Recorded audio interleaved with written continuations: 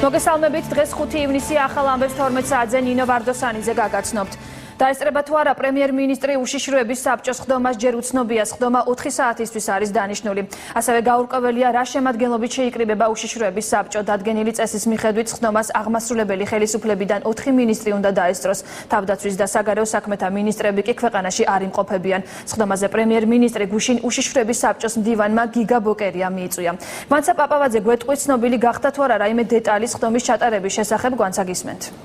ხდომის კონკრეტული დეტალები ჯერჯერობით უცნობია, თუმცა უშიშროების საბჭოს ხდომის დანიშნვას ამერიკიდან გამოეხმაურა საგარეო საქმეთა მინისტრი მაია ფანჯიკიძე. მისი განცხადებით, საქართველოში არც თავად იმყოფება, ასევე ბრიუსელში არის ოფიციალური ვიზიტით თავდაცვის მინისტრი ირაკლი ალასანია. სწორედ ამიტომ საგარეო საქმეთა სამინისტროს ინიციატივა არის, რომ ხდომა ორშაბათისთვის გადაიდოს. მაია ფანჯიკიძის განცხადებით, შეკრება არჩევნების შემდეგ პირველად ტარდება, ამიტომ მისივე თქმით, ხდომაში ძალიან მნიშვნელოვანია, რომ ხდომაში მონაწილეობა უწყებების პირველმა პირებმა მიიღონ. Nice to see you again. Thank you. Welcome in. Thank you. უშიშროების საბჭოს ხდომის დანიშვნა არის ძალიან კარგი. მე მივესალმები ამ გადაწყვეტილებას. სამწუხაროდ არც მე ვარ თბილისში და არც თავდაცვის მინისტრი, როგორც დღეს გავიგე, რომელიც იმყოფება ბრიუსელში, ნატოს თავდაცვის მინისტრების მინისტერიალზე. ამიტომ, როგორც მე შემატყობინე საგარეო საქმეთა სამინისტროდან, ჩემმა მოადგილემ იქნება წინადადება, რომ ეს ხდომა გადაიდოს ორშაბათისთვის, როდესაც მეც ვიქნები თბილისში და თავდაცვის მინისტრიც. მე იმედი მაქვს, რომ ეს ასეც მოხდება, რადგანაც ეს იქნება პირველი ხდომა გამართული მას შემდეგ, რაც ახალი მთავრობაა ხელისუფლებაში და ამიტომ მიმაჩნია, რომ მნიშვნელოვანია, რომ უწყებების პირველი პირები ესწრებოდნენ ამ ხდომას.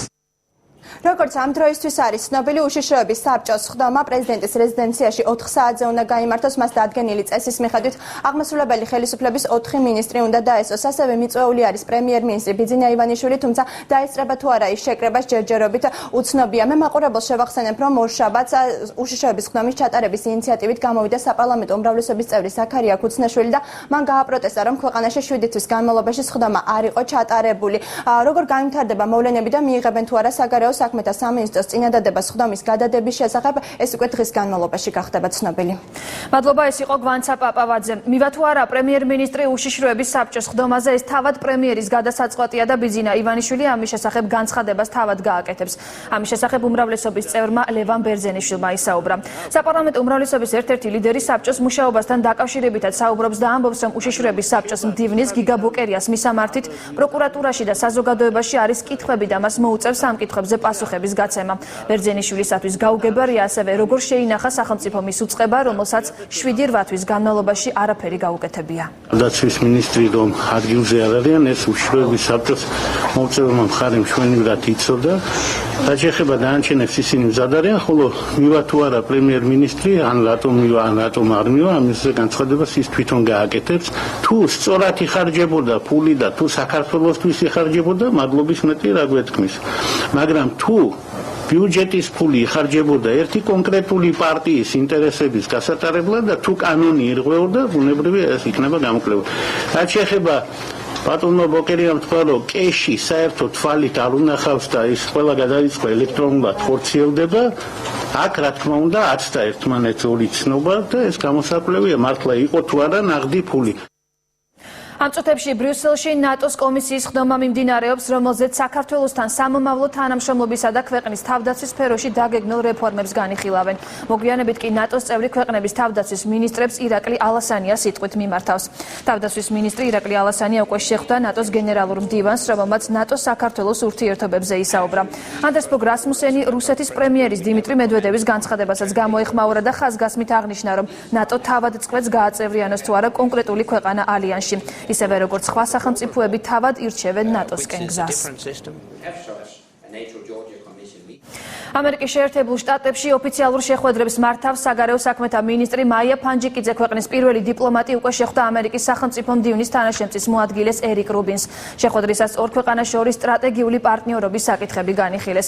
მაია ფანჯიკიძემ შეხვედრები შეერთებული შტატების კონგრესსა და სენატშიც გამართა. So nice to meet you. Very nice to have you here again.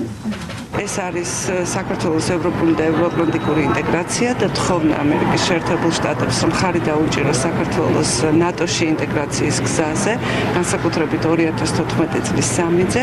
გარდა ამისა, მათ აინტერესებდათ რუსეთთან ჩვენი ურთიერთობა. მე რასაკვირველია მოუთხრე მათ იმის შესახებ, თუ რა ხდება ბოლო პერიოდში საქართველოში რუსეთის მხრიდან ავტოფართების სახით ადმინისტრაციული გამყოფი ზოლის გადმოტანის შესახებ და გარდა ამისა ვისაუბრეთ საქართველოში მიმდინარე რეფორმებზე. ამ წუთებში გორის მუნიციპალიტეტის სოფელ დიდში ჩეხეთის დელეგაცია მიემგზავრება. ჩეხეთის პარლამენტის თავდაცვის და უსაფრთხოების კომიტეტის წევრები საქართველოში ევროკავშირის დელეგაციის საქმიანობას უკვე გაეცნენ. რუსეთის მიერ ოკუპირებულ საზღვრისპირა სოფლებში კი ადგილობრივ მოსახლეობასთან შეხვედრას გეგმავენ. ისინი რუსის სამხედროების მიერ საოკუპაციო ზოლის გადმოწევის შემდეგ შექმნილ ვითარებას ადგილზე გაეცნობიან.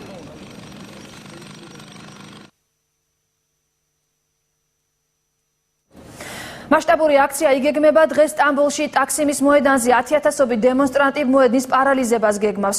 აქციას ქვეყნის ყველაზე მსხვილი პროფკავშირიც უერთდება, რომელიც 240,000 საჯარო მოხელეს აერთიანებს.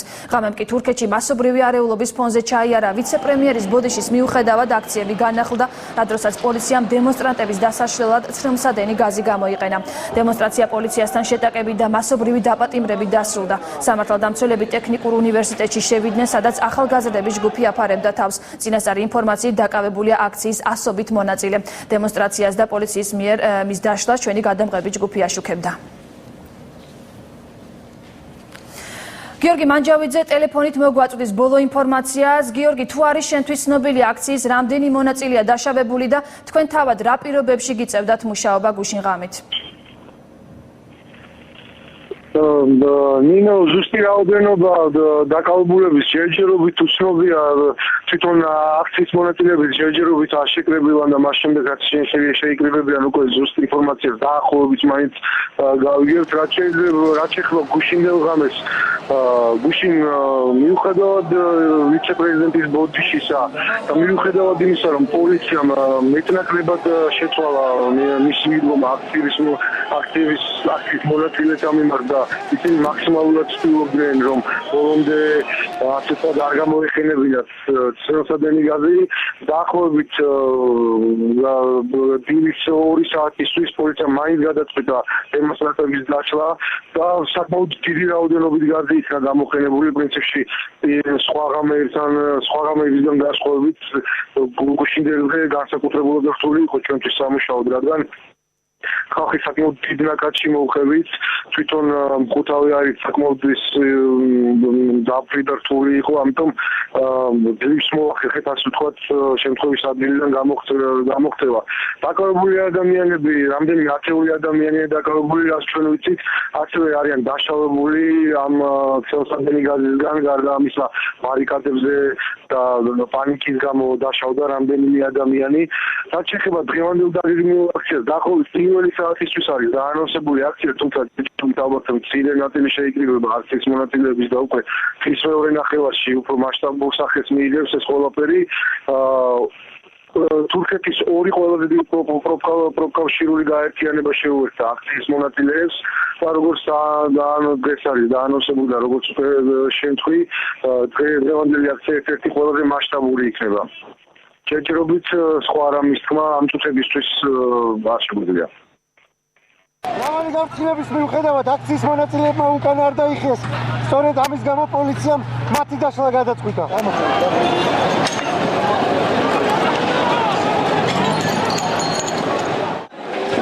ეს იყო გიორგი მანჯავიძე სტამბოლიდან. სტამბოლს ჩვენ მოგვიანებით შემდგომ გამოშვებებში ისევ დაუბრუნდებით და მივიღებთ ბოლო ინფორმაციას.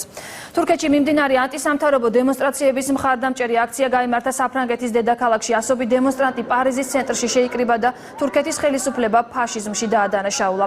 გეზი პარკის რეკონსტრუქციის გეგმა სტამბოლსა და ანკარაში 10,000 დემონსტრანტი აპროტესტებს. აქციის მონაწილეები პრემიერ-მინისტრისგან ბოდიშის მოხდას და მთავრობის გადადგომას მოითხოვენ. ჩვენ პირველ რიგში ადამიანის უფლებებს ვიცავთ და მხარდაჭერას გამოვხატავთ. ერთადერთი გზა ქუჩაში გამოსვლაა, რადგან ჩვენ ახალგაზრდებს გვსურს, რომ სეკულარიზმმა და დემოკრატიამ გაიმარჯვოს. ჩვენ მედიის საშუალებით გვინდა განვაცხადოთ, რომ აქ მცხოვრები თავს იტყვებს თითქოს თურქეთის რეჟიმმა ეკონომიკურ წარმოდებას მიაღწია. ფაქტია, რომ ჩვენ დემოკრატიისგან შორსვათ და თანდათან კიდევ უფრო ვშორდებით. თბილისის საქალაქო სასამართლოში ბაჩუ ახალაია საქმის განხილვა მიმდინარეობს. ხდომაზე ახალაია შინაგან საქმეთა მინისტრობის პერიოდს განიხილავენ. საუბარია სამინისტროს 7 თანამშრომლის მიმართ წამებასა და არაადამიანურ მოპყრობაზე, რომელსაც გამოძიების ინფორმაციით ადგილი ჰქონდა 2012 წლის აგვისტო-სექტემბერში. ბრალდების მხარის ინფორმაციით დანაშაული იალღუჯის სამხედრო ბაზაზე მოხდა. დღევანდელ პროცესს ბრალდებულიც ესწრება ადვოკატის განცხადებით, მოსამართლე დავით მგელიაშვილის მიმართ ბაჩუ ახალაიას პრეტენზია არ აქვს.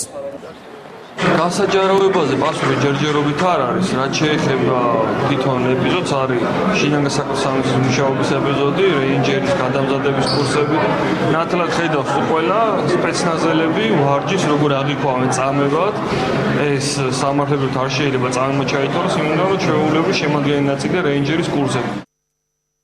საქართველოს იუსტიციის სამინისტროს მონაცემთა გაცვლის სააგენტომ და კომპანია Microsoft-მა მემორანდუმი გააფორმეს. მემორანდუმის თანახმად კომპანია Microsoft-ი მონაცემთა გაცვლის სააგენტოს კომპიუტერულ ინციდენტებზე სწრაფი რეაგირების ჯგუფს კომპეტენციის ფარგლებში გაუწევს დახმარებას კომპიუტერული ინციდენტების აღმოჩენის ანალიზის და პრევენციის პროცესში. შეხვედრა სასტუმრო თბილისი მერიოდში გაიმართა. მემორანდუმს ხელი საქართველოს იუსტიციის სამინისტროს მონაცემთა გაცვლის სააგენტოს თავმჯდომარემ ირაკლი გვენეტაძემ და Microsoft საქართველოს გენერალურმა დირექტორმა დავით ასათიანმა მოაწერეს ხელი. კომპანია Microsoft-ის წარმომადგენლობა საქართველოში 2010 წელს გაიხსნა. იმ შემთხვევებში თუ საქართველოს მხარეს დაჭირდება თანამშრომლობა კონკრეტულ კიბერუსაფრთხოების საკითხებში, მაგალითად ახალი ვირუსების შემთხვევაში, ან თქვათ სისტემის არამდგრადობის შემთხვევაში, მაშინ ჩვენ შეგვიძლია შესაბამის სამუშაოებში ჩავთოთ Microsoft-ის სპეციალისტები და ისინი ამაში დახმარებას აღმოგვიწევენ. არის მონაცემთა ბაზა, სადაც ყველანაირი საფრთხე, რაც არის სოფლიოში, არის ჩაწერილი და დეას ექნება წვომა ამასთან, იმისთვის რომ ეს უსაფრთხო გახადოს საქართველოს ინფრასტრუქტურა. 5 ივნისი გარემოს დაცვის საერთაშორისო დღეა. გარემოსა და ბუნებრივი რესურსების დაცვის სამინისტროს ინიციატივით ივნისი მწვანე თვედ გამოცხადდა, რომლის ფარგლებში დღეს რამდენიმე ღონისძიებაა დაგეგმილი. გარემოს დაცვის მინისტრის ხათუნა გოგალაძის განცხადებით, დღევანდელი დღე მიზნად ისახავს ადამიანთა პასუხისმგებლობის გაცნობიერებას ბუნების მიმართ. მწვანე თვის ფარგლებში დაგეგმილია ყველაზე მასშტაბური დასუფთავების აქცია, რომელიც თბილისსა და საქართველოს ყველა რეგიონში ჩატარდება.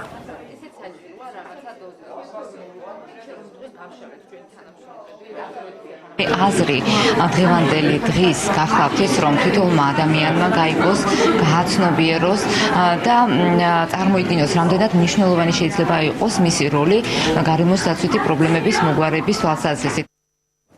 თბილისი Open Air 2013-ისთვის ემზადება. ფესტივალის ფარგლებში საქართველოს ლეგენდარული ჯგუფი Deep Purple ეწვია.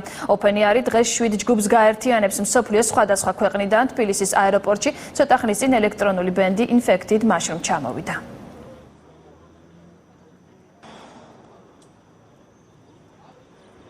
ჯერ არ ვიცი რას უნდა ველოდო, დაზუსტებით გეტყვით, რომ ძალიან აღელვებული ვარ თბილისში ჩამოსვლით. ვფიქრობ გრანდიოზული კონცერტის შედგება, რადგან ეს ასეც უნდა იყოს. ჩვენი ჯგუფი ბევრ ახალ ნაწარმოებს შეგისრულებთ, იქნება ჩვენი ცნობილი ჰიტებიც. აღფრთოვანებული ვარ საქართველოში ჩამოსვლით, რადგან ჩემი ბაბუა ცხოვრობდა აქ. აქამდე არასდროს ყოფილვარ თქვენს ქვეყანაში. იმედი მაქვს, ქართველი მსმენელი დადებითად მიიღებს ჩვენ შემოქმედებას. ძალიან მიხარია თბილისელი საზოგადოების წინაშე წარდგომა.